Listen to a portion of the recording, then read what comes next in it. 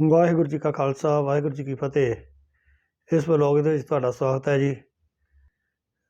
ਸਭ ਤੋਂ ਪਹਿਲਾਂ ਚੈਨਲ ਨੂੰ ਸਬਸਕ੍ਰਾਈਬ, ਸ਼ੇਅਰ, ਕਮੈਂਟ ਜ਼ਰੂਰ ਕਰਿਓ। ਵਾਹਿਗੁਰੂ ਜੀ ਕਾ ਖਾਲਸਾ ਵਾਹਿਗੁਰੂ ਜੀ ਕੀ ਫਤਿਹ। ਵਾਹਿਗੁਰੂ ਜੀ ਕਾ ਖਾਲਸਾ ਵਾਹਿਗੁਰੂ ਜੀ ਕੀ ਫਤਿਹ। ਸਾਕਾ ਚਮਕੌਰ ਸਾਹਿਬ ਦਾ ਸੰਖੇਪ ਇਤਿਹਾਸ ਸਰਵਣ ਕਰੀਏ ਜੀ। ਵਾਹਿਗੁਰੂ ਜੀ ਕਾ ਖਾਲਸਾ ਅਤੇ ਵਾਹਿਗੁਰੂ ਜੀ ਕੀ ਫਤਿਹ। ਸੰਨ 1704 ਈਸਵੀ ਪੋਹ ਦੀ ਕਕਰੀਲੀ ਰਾਤ ਨੂੰ ਮੁਗਲਾਂ ਵੱਲੋਂ ਲੰਮੇ ਸਮੇਂ ਦੇ ਪਾਏ ਘੇਰੇ ਅਤੇ ਬਾਅਦ ਵਿੱਚ ਮੁਗਲਾਂ ਅਤੇ ਹਿੰਦੂ ਪਹਾੜੀ ਰਾਜਿਆਂ ਦੀਆਂ ਕਸਮਾਂ ਨੂੰ ਵੇਖਦੇ ਹੋਏ ਧੰਨ ਦਸ਼ਮੇਸ਼ ਪਿਤਾ ਗੁਰੂ ਗੋਬਿੰਦ ਸਿੰਘ ਜੀ ਨੇ ਅਨੰਦਪੁਰ ਨੂੰ ਛੱਡ ਦਿੱਤਾ। ਕਿਲੇ ਤੋਂ ਨਿਕਲਦੇ ਹੋਏ ਗੁਰੂ ਜੀ ਦਾ ਪਰਿਵਾਰ ਸਰਸਾ ਨਦੀ ਦੇ ਚੜ੍ਹੇ ਹੋਏ ਪਾਣੀ ਕਰਕੇ 3 ਹਿੱਸਿਆਂ ਵਿੱਚ ਵੰਡਿਆ ਗਿਆ। ਬਹੁਤ ਸਾਰਾ ਜਾਨੀ ਮਾਲੀ ਨੁਕਸਾਨ, ਬਹੁਤ ਸਾਰੇ ਅਮੋਲਕ ਹਸਤ ਲਿਖਤ ਗ੍ਰੰਥ ਸਰਸਾ ਨਦੀ ਦੇ ਤੇਜ਼ ਪਾਣੀ ਦੇ ਵਹਾਅ ਵਿੱਚ ਭੇਟ ਚੜ੍ਹ ਗਏ। ਗੁਰੂ ਕਲਗੀਧਰ ਸਾਹਿਬ ਜੀ ਕੁਝ ਸਿੰਘਾਂ ਅਤੇ ਸਾਹਿਬਜ਼ਾਦਿਆਂ ਸਮੇਤ ਰੋਪੜ ਵਿੱਚੋਂ ਹੁੰਦੇ ਹੋਏ ਚਮਕੌਰ ਸਾਹਿਬ ਦੀ ਧਰਤੀ ਵੱਲ ਵਧ ਰਹੇ ਸਨ। ਮੁਗਲ ਫੌਜ ਪਿੱਛਾ ਕਰ ਰਹੀ ਸੀ। ਆਖਰ ਗੁਰੂ ਸਾਹਿਬ ਜੀ ਉਸ ਧਰਤੀ ਤੇ ਪਹੁੰਚ ਗਏ ਅਤੇ ਚਮਕੌਰ ਦੀ ਗੜੀ ਨੂੰ ਵੇਖ ਕੇ ਮੁਸਕਰਾਏ ਹਨ। ਇੱਕ ਪਾਸੇ ਮੁਗਲ ਸੈਨਾ ਲੱਖਾਂ ਦੀ ਗਿਣਤੀ ਵਿੱਚ ਸੀ ਅਤੇ ਦੂਜੇ ਪਾਸੇ ਗੁਰੂ ਜੀ ਦੇ ਨਾਲ 40 ਕੁ ਭੁੱਖੇ ਭਾਣੇ ਸਿੰਘ। ਗੁਰੂ ਸਾਹਿਬ ਜੀ ਅਤੇ ਸਿੰਘਾਂ ਨੇ ਗੜੀ ਵਿੱਚ ਪ੍ਰਵੇਸ਼ ਕਰਕੇ ਕੁਝ ਆਰਾਮ ਹੀ ਕੀਤਾ ਸੀ ਕਿ ਮੁਗਲ ਫੌਜਾਂ ਨੇ ਗੜੀ ਨੂੰ ਘੇਰ ਲਿਆ। ਰਾਤ ਦਾ ਵੇਲਾ ਹੈ।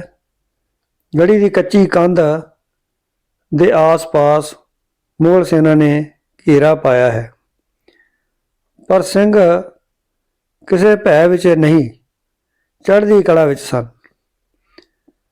ਜੇਕਰ ਅਸੀਂ ਯੁੱਧਾਂ ਦੀ ਗੱਲ ਕਰੀਏ ਤਾਂ ਪੈਸੇ ਲੈ ਕੇ ਲੜਨ ਵਾਲੇ ਸਿਪਾਹੀ ਦੁਸ਼ਮਣ ਨੂੰ ਮਾਰਨ ਲਈ ਨਹੀਂ, ਬਲਕਿ ਆਪਣੀ ਜਾਨ ਬਚਾਉਣ ਲਈ ਲੜਦੇ ਹਨ।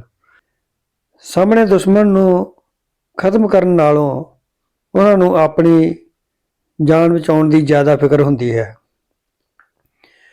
ਪਰ ਸਤਿਗੁਰੂ ਜੀ ਦੇ ਨਾਲ ਜਿੰਨੇ ਵੀ ਸਿੰਘ ਹਨ, ਉਹਨਾਂ ਦੇ ਮਨ ਵਿੱਚ ਭਾਵਨਾ ਜਾਨ ਬਚਾਉਣ ਦੀ ਨਹੀਂ,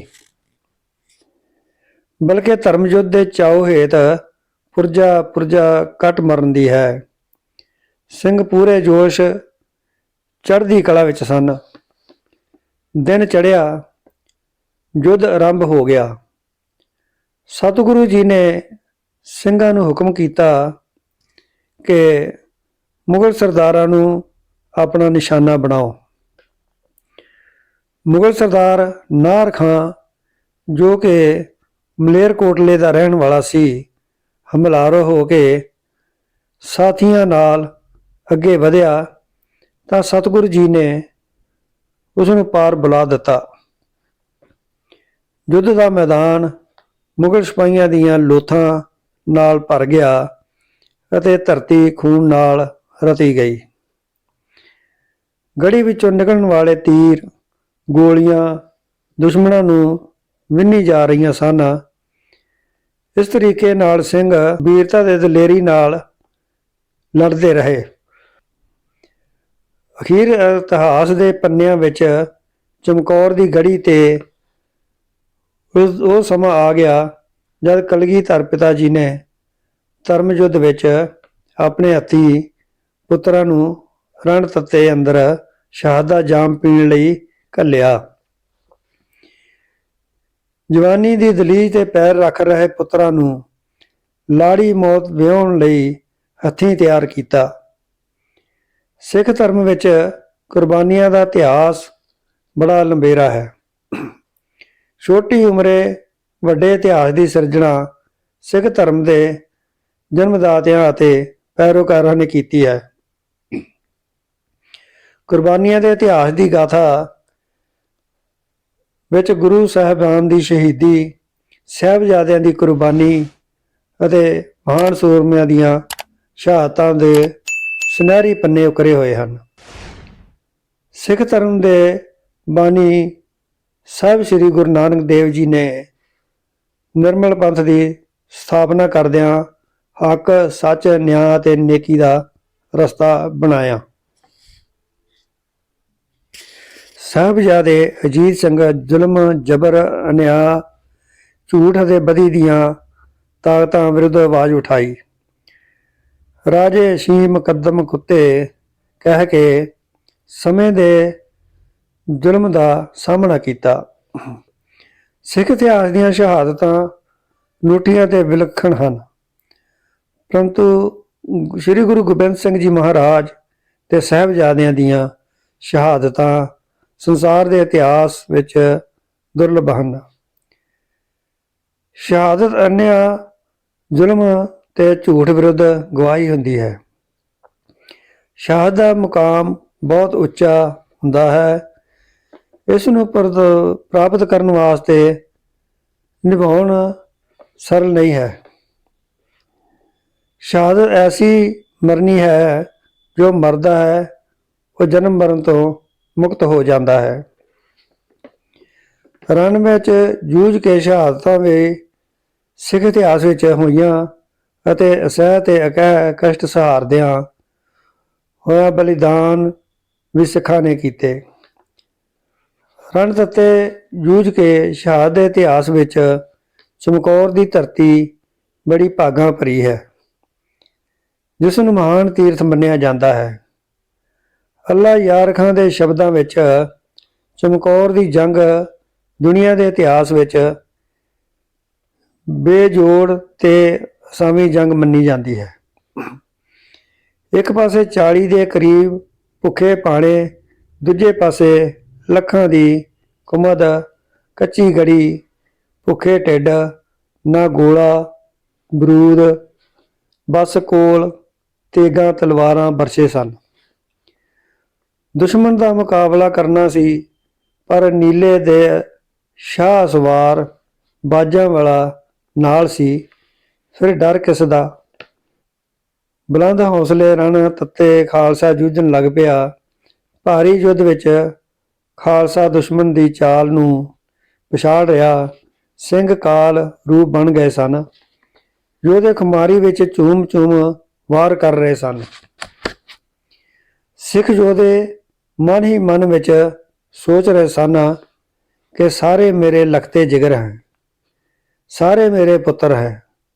ਪਾਤਸ਼ਾਹ ਨੇ ਖਾਲਸੇ ਨੂੰ ਮੁਖਾਪਿਦ ਹੁੰਦਿਆਂ ਕਿਹਾ, ਗੁਰੂ ਨਾਨਕ ਦੇ ਘਰ ਦੀ ਰੱਖਿਆ ਲਈ ਸਾਰਾ ਪਰਿਵਾਰ ਵਾਰਿਆ ਜਾ ਰਿਹਾ ਹੈ। ਜਿੱਥੇ ਤੁਸੀਂ ਸ਼ਹੀਦੀਆਂ ਪਾ ਰਹੇ ਹੋ, ਉੱਥੇ ਹੀ ਇਹ ਬੱਚੇ ਵੀ ਸ਼ਹੀਦ ਹੋਣਗੇ। ਭਾਰੀ ਜੰਗ ਹੋ ਰਿਹਾ ਸੀ। ਸਾਹਿਬਜ਼ਾਦੇ ਅਜੀਤ ਸਿੰਘ ਦੇ ਦਿਲ ਵਿੱਚ ਯੁੱਧ ਚਾਉ ਉੱਠ ਰਿਹਾ ਸੀ। ਦਿੱਲੀ ਭਾਵਨਾ ਲੈ ਕੇ ਦਸਮ ਪਿਤਾ ਨੂੰ ਜੰਗ ਵਿੱਚ ਜੂਝ ਕੇ ਯੁੱਧ ਕਰਨ ਦੀ ਅਰਜ਼ ਕੀਤੀ। ਯੂਰ ਪਿਤਾ ਦੀਆਂ ਅਸੀਸਾਂ ਲੈ ਕੇ 5 ਸਿੰਘਾਂ ਨਾਲ ਸਾਹਿਬਜ਼ਾਦਾ ਅਜੀਤ ਸਿੰਘ ਮੈਦਾਨੇ ਜੰਗ ਗਿਆ। ਕਸਮਾਨ ਦਾ ਯੁੱਧ ਕੀਤਾ। ਜਕਾਰਿਆਂ ਦੀ ਗੂੰਜ ਵਿੱਚ ਲਲਕਾਰਦੇ ਸਿੰਘ ਸੂਰਬੀਰਾਂ ਨੇ ਨੇਕਾਂ ਵੈਰੀਆਂ ਨੂੰ ਮੌਤ ਦੇ ਘਾਟ ਉਤਾਰਿਆ। ਆਖਰੀ ਦਮ ਤੱਕ ਜੂਝਦੇ ਹੋਏ ਬਾਕੀ ਸਿੰਘਾਂ ਸਮੇਤ ਸਾਹਿਬਜ਼ਾਦਾ ਅਜੀਤ ਸਿੰਘ ਵੀ ਸ਼ਹਾਦਤ ਦਾ ਜਾਮ ਪੀ ਗਏ। ਵੱਡੇ ਵੀਰ ਨੂੰ ਜੰਗ ਦੇ ਸ਼ਹੀਦ ਹੁੰਦਾ ਵੇਖ ਸਾਹਿਬਜ਼ਾਦਾ ਜੁਝਾਰ ਸਿੰਘ ਦਾ ਖੂਨ ਵੀ ਖੋਲ ਰਿਹਾ ਸੀ ਅਤੇ ਵੈਰੀ ਦੇ ਨਾਲ ਹੱਥ ਕਰਨ ਲਈ ਗੁਰੂ ਪਿਤਾ ਪਾਸੋਂ ਆਗਿਆ ਮੰਗੀ। ਨੰਨੀ ਜਿੰਦ ਅਤੇ ਦੁਸ਼ਮਣ ਦੀ ਭੀੜ ਆ ਚਪਟੀ। ਸਾਹਿਬਜ਼ਾਦਾ ਜੁਝਾਰ ਸਿੰਘ ਜੁਝਾਰੀ ਵੀਰਤਾ ਨਾਲ ਦੁਸ਼ਮਣ ਦੇ ਆਹੂ ਲਾਉਂਦੇ ਹੋਏ ਸ਼ਹਾਦਤ ਨੂੰ ਪ੍ਰਵਾਨ ਚੜ੍ਹ ਗਏ। ਸਾਕਾ ਚਮਕੌਰ ਸਾਹਿਬ ਜਿੱਥੇ ਸਾਡੇ ਕੁਰਬਾਨੀਆਂ ਭਰੇ ਇਤਿਹਾਸ ਦਾ ਪ੍ਰਤੀਕ ਹੈ, ਉੱਥੇ ਸਿੱਖ ਨੌਜਵਾਨ ਜੋ ਆਪਣੇ ਮਾਨ ਮਤੇ ਨੂੰ ਭੁੱਲ ਰਹੇ ਹਨ, ਉਹਨਾਂ ਲਈ ਪ੍ਰੇਰਨਾ ਸਰੋਤ ਵੀ ਹੈ ਕਿ ਕਿਵੇਂ ਸਿੱਖ ਧਰਮ ਦੀ ਆਨ ਅਤੇ ਸ਼ਾਨ ਲਈ ਉਹ ਆਪਾ ਵਾਰ ਗਏ। ਇਹ ਸਾਕਾ ਨੌਜਵਾਨਾਂ ਨੂੰ ਆਪਣੇ ਮਨਾਂ ਅੰਦਰ ਝਾਤੀ ਮਾਰਨ ਦੀ ਯਾਦ ਦਿਵਾਉਂਦਾ ਹੈ ਕਿ ਆਪਣੇ ਹਮ ਉਮਰ ਵੱਡੇ ਵੀਰਾਂ ਸਾਹਿਬਜ਼ਾਦਿਆਂ ਦੀ ਕੁਰਬਾਨੀ ਨੂੰ ਤੱਕੋ। ਆਪਣੇ ਵਿਰਸੇ ਦੀ ਪਛਾਣ ਕਰਨਾ ਹੀ ਸਾਡਾ ਚਮਕੌਰ ਸਾਹਿਬ ਦੇ ਸ਼ਹੀਦਾਂ ਪ੍ਰਤੀ ਸੱਚੀ ਸ਼ਰਧਾਂਜਲੀ ਹੈ। ਧਰਮੀ ਸੂਰੀਆਂ ਦੀ ਸ਼ਹਾਦਤਾਂ ਦੇ ਕਾਰਨ ਚਮਕੌਰ ਸਾਹਿਬ ਦੀ ਕੱਚੀ ਗੜੀ ਇਤਿਹਾਸ ਦੇ ਪੰਨਿਆਂ ਵਿੱਚ ਰਹਿੰਦੀ ਦੁਨੀਆ ਤੱਕ ਪੱਕਿਆਂ ਹੋ ਗਈ। ਸਾਨੂੰ ਸਾਰਿਆਂ ਨੂੰ ਚਮਕੌਰ ਸਾਹਿਬ ਦੀ ਇਸ ਪਾਵਨ ਧਰਤੀ 'ਤੇ ਧਰਮ ਯੁੱਧ ਲਈ ਆਪਾ ਨਿਸ਼ਾਵਰ ਕਰਨ ਵਾਲਿਆਂ ਨੂੰ ਪ੍ਰਣਾਮ ਕਰਨ ਲਈ ਜ਼ਰੂਰ ਜਾਣਾ ਚਾਹੀਦਾ ਹੈ। ਅਖੀਰ ਵਿੱਚ ਚਮਕੌਰ ਸਾਹਿਬ ਦੀ ਪਾਵਨ ਧਰਤੀ ਦੇ ਸਮੂਹ ਸ਼ਹੀਦਾਂ ਨੂੰ ਦਿਲੋਂ ਪ੍ਰਣਾਮ। ਇਤਿਹਾਸ ਸੁਣਾਉਂਦਿਆਂ ਕੋਈ ਅੱਖਰ ਵਾਧਾ ਘਾਟਾ ਹੋ ਗਿਆ ਹੋਵੇ, ਖਿਮਾ ਦੇ ਜਾਚਕ ਹਾਂ। ਵਾਹਿਗੁਰੂ ਜੀ ਕਾ ਖਾਲਸਾ, ਵਾਹਿਗੁਰੂ ਜੀ ਕੀ ਫਤਿਹ। ਵਾਹਿਗੁਰੂ ਜੀ ਕਾ ਖਾਲਸਾ, ਵਾਹਿਗੁਰੂ ਜੀ ਕੀ ਫਤਿਹ। ਇਸ ਵਲੋਗ ਦੀ ਇੱਥੇ ਸਮਾਪਤੀ ਹੈ। ਅਗਲੇ ਵਲੋਗ 'ਚ ਫਿਰ ਆਪਾਂ ਮਿਲਾਂਗੇ।